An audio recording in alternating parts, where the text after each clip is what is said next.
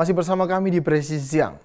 Untuk mengetahui pantauan arus lalu lintas siang hari ini di sejumlah daerah, berikut laporan Brigadir Susan, petugas NTMC Korlantas Polri.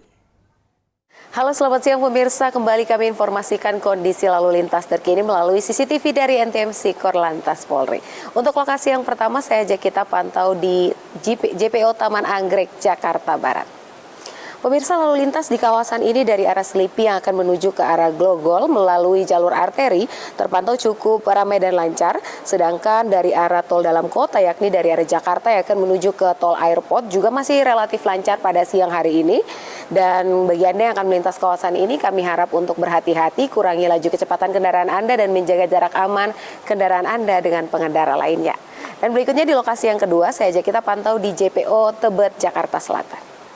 Pemirsa, lalu lintas di kawasan ini peningkatan volume kendaraan sudah mulai terjadi dari jalur arteri, yakni dari arah Semanggi yang akan menuju ke arah Cawang terpantau cukup mengalami peningkatan volume kendaraan. Memang perlambatan kecepatan kendaraan ini terjadi menjelang traffic light, namun selepas dari traffic light kendaraan masih melaju dengan kecepatan yang normal berkisar 45 hingga 55 km per jam. Bagi Anda yang akan melintas kawasan ini, kami himbau untuk selalu berhenti di belakang garis stop. Dan berikutnya dari arah tol dalam kota juga masih relatif lancar pada siang hari ini, dan bagi Anda untuk selalu menjaga jarak aman kendaraan Anda dengan pengendara lainnya. Dan kita bergeser ke lokasi yang ketiga, tepatnya di Simpang Nagrek, Cikeas, Bogor. Pemirsa, lalu lintas di kawasan ini melalui CCTV kami dari arah Cilengsi yang akan menuju ke arah Cibubur, dari kedua arahnya terpantau masih ramai dan lancar.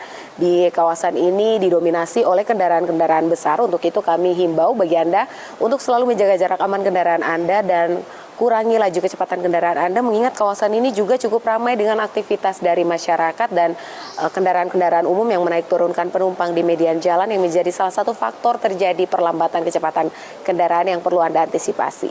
Dan di lokasi yang terakhir, saya ajak kita pantau di Pasar Gamping, Yogyakarta.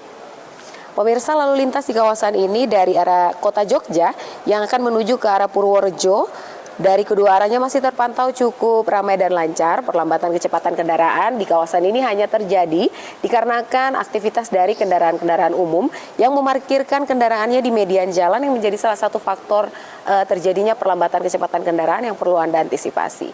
Dan pemirsa, mari tertib berlalu lintas untuk menciptakan keamanan, keselamatan, ketertiban, dan kelancaran dalam berlalu lintas. Untuk kondisi lalu lintas terkini Anda dapat menghubungi call center kami di 1500669 dan SMS center kami di 9119. Demikian informasi dari Brigadir Susan. Selamat siang dan salam presisi. Komisi 3 DPR RI melakukan kunjungan kerja reses di wilayah hukum Polda Sulawesi Tengah untuk mengevaluasi pelaksanaan penegakan hukum. Dalam kunjungan tersebut, Komisi 3 mengapresiasi keberhasilan operasi Madagoraya yang mengembalikan stabilitas keamanan di Kabupaten Poso.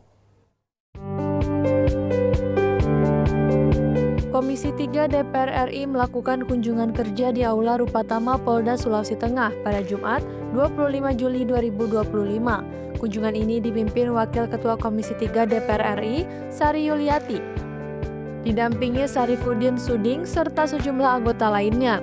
Pertemuan tersebut dihadiri Kapolda Sulteng Irjen Pol Agus Nugroho, Kajati Sulteng N. Rahmat R., Kepala BNNP Sulteng Brigjen Pol Ferdinand Maksi Pasule, para Kapolres, Kajari, dan Kepala BNNK dari seluruh kabupaten atau kota. Anggota Komisi 3 DPR RI Sarifuddin Suding mengapresiasi keberhasilan operasi Madagoraya dalam mengembalikan stabilitas keamanan di Kabupaten Poso yang selama ini kerap menjadi perhatian nasional. Saya kira selama ini Sulawesi Tengah dikenal dengan stigma seperti kejadian yang ada di Poso, dan alhamdulillah dengan operasi yang sudah dilakukan berhasil. Namun sempalan ini juga masih tetap mendapatkan perhatian. Jangan sampai kejadian yang kelam itu terulang kembali. Sarifuddin Suding mengingatkan agar pendekatan pencegahan tetap diutamakan, agar konflik di masa lalu tidak terulang kembali dan masyarakat dapat hidup dalam suasana aman dan damai. Kunjungan kerja ditutup dengan dialog terbuka antara Komisi 3 DPR RI dan jajaran aparat penegak hukum di Sulawesi Tengah yang membahas isu penegakan hukum, pemberantasan narkoba, serta pencegahan tindak pidana lainnya. Dari Humas Polda Sulteng melaporkan untuk Polri TV. Terminal Peti Kemas Koja atau TPK Koja merayakan hari ulang tahun ke-27 pada tahun 2025. Peringatan ini menjadi momen penting untuk memperkuat semangat menghadapi tantangan industri kepelabuhanan yang terus berkembang.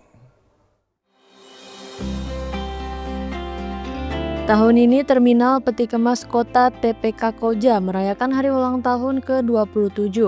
Peringatan ini menjadi momen penting untuk memperkuat semangat menghadapi tantangan industri kepelabuhanan yang terus berkembang.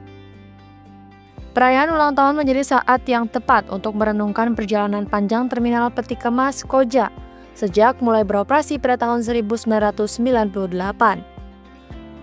Selama 2 dekade, Terminal Peti Kemas Koja telah memainkan peran penting dalam kelancaran arus barang dan perdagangan, baik untuk kebutuhan domestik maupun ekspor impor. Sinergi kuat antar elemen perusahaan, manajemen pekerja, stakeholder merupakan modal utama untuk memperkuat produktivitas sekaligus menciptakan lingkungan kerja lebih inklusif dan produktif maritim Indonesia. Kerjasama ini harus dijaga karena menjadi kunci dalam menghadapi persaingan industri logistik dan pelabuhan yang semakin ketat, termasuk era digitalisasi dan otomatisasi yang semakin pesat. Saat ini, Terminal Peti Kemas Koja siap bertransformasi melalui adopsi teknologi digital, peningkatan layanan bongkar muat, dan penguatan sumber daya manusia.